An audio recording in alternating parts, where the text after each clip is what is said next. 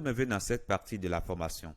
Alors, comme nous l'avions dit dans la partie introductive, la fonction principale de Git est de suivre les différentes versions d'un projet. Et un projet n'est rien d'autre qu'un ensemble de fichiers et de dossiers. Vous le savez, je ne vous apprends rien pour ça. Donc, de façon très pragmatique, Git va s'intéresser uniquement aux fichiers et aux dossiers éventuels que nous avons au sein de notre dossier principal de développement. Donc, dès lors que vous voulez commencer par créer un site web ou bien un projet de développement, par exemple, et que vous initialisez Git, par exemple, dans le dossier dans lequel vous voulez directement créer votre application, ce qui va se passer derrière, c'est que systématiquement, il y aura 3 états qui seront créés.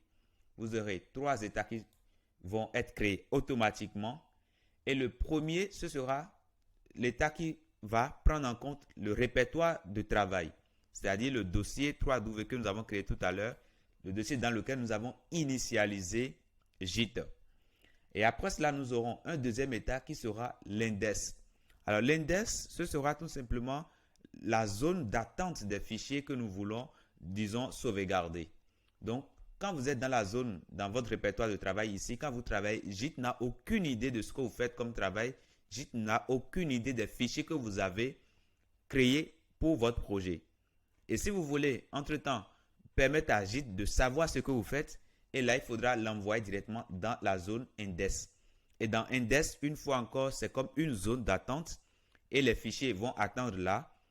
Et c'est après maintenant, lorsque vous aurez envie maintenant de les sauvegarder, maintenant que vous allez faire la sauvegarde et les dossiers et fichiers viendront dans le dépôt. Et là, dans ce dépôt ici, les fichiers seront stockés avec une version donnée. Et donc, chaque fois que vous voulez peut-être accéder à cette version spécifique, vous pourrez le faire beaucoup plus rapidement. Donc, dans cette partie, nous allons voir un peu comment basculer du premier état ici au deuxième état. Et après, comment basculer du deuxième état au troisième état. Alors, nous avons commencé tout à l'heure par créer un dossier et nous avons dit que dans ce dossier, nous allons stocker les fichiers qui concernent notre application web. Donc, ce que nous allons faire ici, c'est d'ajouter des fichiers parce que jusque-là, nous n'avons pas encore de fichiers dans ce dossier. Enfin, nous n'avons pas nous-mêmes les fichiers concernant notre projet. Nous n'avons pas encore cela, bien qu'il y a des fichiers de Git qui sont installés à l'intérieur.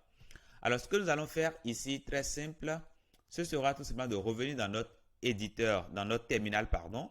Si vous vous rappelez, nous l'avions ouvert dans le coup passé. On va nettoyer un tout petit peu pour que ce soit plus visible pour nous. Et là, maintenant, on est bien dans le dossier 3W. Alors, ce que nous allons faire ici, c'est de faire Git statut. Git statut va nous permettre de voir l'état de notre répertoire. Et ici, on voit que nothing to commit. Donc, commit, en anglais, ça s'appelle révision. Donc, il n'y a pas de révision. Donc, il n'y a pas, comment dirais-je, des envois de notre fichier vers le dépôt. Il n'y a pas cela. Donc, du coup, c'est pourquoi nous voyons cela. Et ça nous précise que de faire git add to track. Voilà. Donc, ça nous demande de faire git add pour pouvoir suivre des fichiers. Donc, pour l'instant, tout ce que nous avons peut-être comme fichier ou dossier dans notre répertoire n'est pas connu de Git. Vous voyez? Maintenant, nous allons essayer d'ajouter un répertoire à notre répertoire de travail 3W. Donc, si vous voulez, nous irons sur notre espace de ressources. Nous allons prendre un projet que nous avons déjà développé plus tôt et puis projet 3. Ici, nous allons le prendre, nous allons télécharger ça. Et puis, nous irons directement dans le dossier où ça s'est enregistré. Et ce que nous allons faire, ce sera tout simplement de pouvoir l'extraire et le mettre dans 3W. Donc, nous allons cliquer sur clic droit, extraire tout. Et nous allons le mettre directement. Ça nous propose déjà ici, là où nous voulons le mettre. Nous allons parcourir et nous allons dire que nous voulons le mettre directement dans 3W. Donc, on va sélectionner et là, on peut faire extraire. Et du coup, ça va prendre un peu de temps. On va patienter un tout petit peu. Et là, c'est bon. Tout s'est passé correctement. On a maintenant, dans 3W, on a maintenant My Website et on a les fichiers de notre site. Alors, si vous voulez, déjà là, c'est bon, on peut laisser ainsi. Donc, voilà, on vient d'ajouter des informations à notre dossier, à notre répertoire de travail ici. On vient d'ajouter des fichiers. Maintenant, nous allons revenir toujours dans notre terminal ici. Et ce que nous allons faire, nous allons faire la même commande que tout à l'heure, git status. Et qu'est-ce qui se passe? Ben, ça nous dit qu'il n'y a pas de commit, bien entendu, mais ça nous dit que nous avons un fichier, mais ce fichier n'est pas suivi. Et ça dit untracked file. Donc, il y a un dossier dedans, mais par contre, ce dossier n'est pas connu de Git. Vous voyez, parce que forcément, nous n'avons pas dit à Git, tiens, nous avons mis quelque chose dans notre dossier. Donc, à cet instant, nous avons déjà des informations, des dossiers ou bien de fichiers dans notre répertoire de travail, mais ces fichiers ou dossiers ne sont pas connus de Git.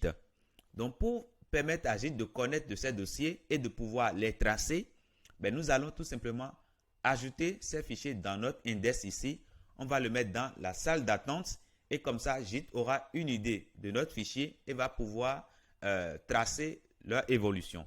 Donc, ce que nous allons faire ici, ce sera tout simplement de revenir dans notre terminal ici et pour demander à Git de suivre ce dossier que nous avons créé, c'est très simple. Nous allons tout simplement faire git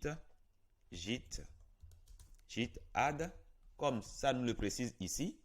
Et après, nous allons mettre tout simplement le nom du fichier ou du dossier. Et ici, le fichier, ici, c'est bien my website. Donc, on peut directement, le dossier, pardon, c'est my website. On peut simplement le prendre et on va faire entrer. Et là, qu'est-ce qui se passe? Voilà, ça nous dit, warning, ça nous fait un warning. The file will have its origin. Indeed, you're working. Voilà, donc c'est bien ajouté à notre dossier. Donc, ce que nous pouvons faire ici, c'est de regarder toujours le statut. Et qu'est-ce qu'on voit maintenant dans le statut? On voit maintenant que, en gros, nous avons my website et puis nous avons le fichier style qui se trouve dans le dossier CSS qui se trouve dans my website qui est ajouté à notre index. Nous avons aussi ceci qui est ajouté, etc. Donc, en gros, la commande que nous avons exécutée tout à l'heure a pris chaque élément que nous avons dans notre dossier, dans notre répertoire de travail et l'a renvoyé directement dans notre index. Et désormais, avec git add, on est désormais maintenant dans le index et Git maintenant connaît tous nos fichiers. Donc là, mais c'est bien. Nous avons tous nos fichiers qui sont connus maintenant de Git. Maintenant, mais les fichiers ne sont pas encore stockés dans un dépôt. Ça veut dire que demain, si on a besoin peut-être de ce dossier, on ne pourra pas y accéder directement à partir de notre dépôt. Et donc, pour le faire, nous allons utiliser une commande git qui s'appelle git commit. Et grâce à cette commande, nous allons pouvoir passer les fichiers que nous avons ici dans notre dépôt ici. Le but, c'est de pouvoir accéder à ces fichiers un jour lorsqu'on aura besoin de ces fichiers-là. Donc, pour y arriver, nous allons toujours revenir dans notre terminal ici. Et ce que nous allons faire, comme on est maintenant sûr que les fichiers sont bien envoyés dans index, maintenant, on pourra maintenant utiliser une commande git pour pouvoir les ramener directement dans le dépôt. Donc, nous allons utiliser ici git commit-m et nous allons mettre le nom que nous voulons donner à ce transfert. Donc, nous allons mettre par exemple initialisation de notre projet. Voilà, tout simplement. Donc, grâce à cela, maintenant, lorsque vous allez vouloir peut-être regarder les versions de votre projet, vous pouvez tout simplement regarder tout simplement le commit qui a été réalisé, c'est-à-dire la sauvegarde qui a été réalisée avec ce mot-clé ici, avec initialisation de votre projet. Et forcément, ça va vous ramener directement les fichiers que nous avons actuellement dans ce index que nous allons basculer. Lorsque nous allons faire entrer, tout simplement, ça va basculer tout ce que nous avons dans index dans le dépôt. Donc, désormais, maintenant, tout ce que nous avons dans notre répertoire de travail qui est passé par notre index, actuellement se trouve dans notre dépôt et c'est ce que nous venons de faire tout à l'heure et tout s'est bien passé correctement. Donc, là, c'est bon, c'est parfait. On vient d'ajouter des informations à notre dépôt Git et tout est fait correctement. Maintenant, pour regarder le statut, on peut toujours faire Git status comme ça. Et qu'est-ce que ça nous dit? Ça nous dit on branch master, nothing to commit. Voilà. Donc, ça dit qu'on a déjà envoyé les informations sur le dépôt. Donc, il n'y a plus de nouvelles informations actuellement qui sont en entente de commit. Donc, ça dit que tout est bon de notre côté.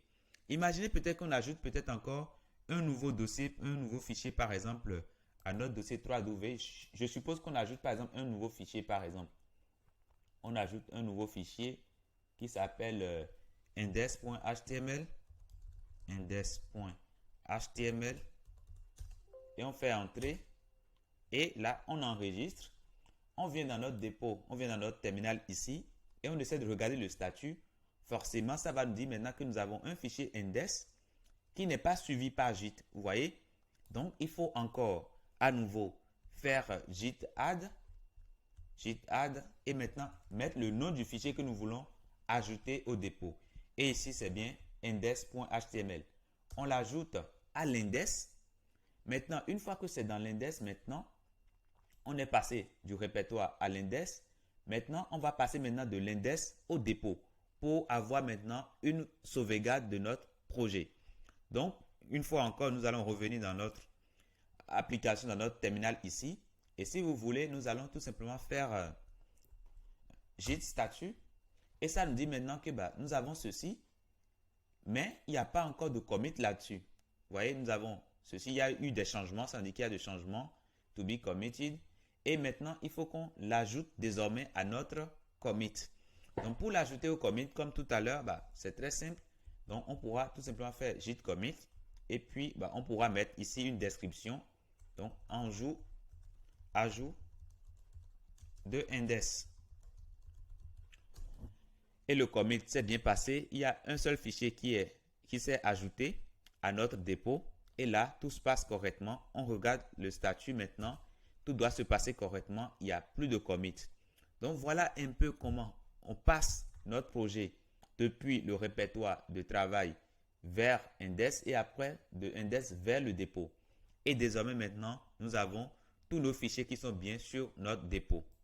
Donc, voilà pour cette partie. Je ne veux pas vous retenir plus. L'idée, c'est de savoir que lorsqu'on commence par créer des fichiers dans notre répertoire de travail, Git n'a aucune idée de ce qu'on fait. Et il faut savoir passer cette information-là dans index. Et dans index, vous allez pouvoir regrouper tous les fichiers que vous voulez faire connaître à Git. Et une fois que vous finissez par dire à Git, ouais, je veux que tu traces ces fichiers-là, eh bien, vous pouvez faire un commit. Et ce commit-là va tout simplement prendre les fichiers que vous avez dans index ici et les ramener sur le dépôt. Et désormais, vous aurez une version de votre projet sur Git. Donc, voilà un peu ce que je tenais à vous dire dans cette partie. Je ne veux pas vous retenir plus. Je vous dis merci d'avoir suivi cette partie et à très bientôt dans la prochaine.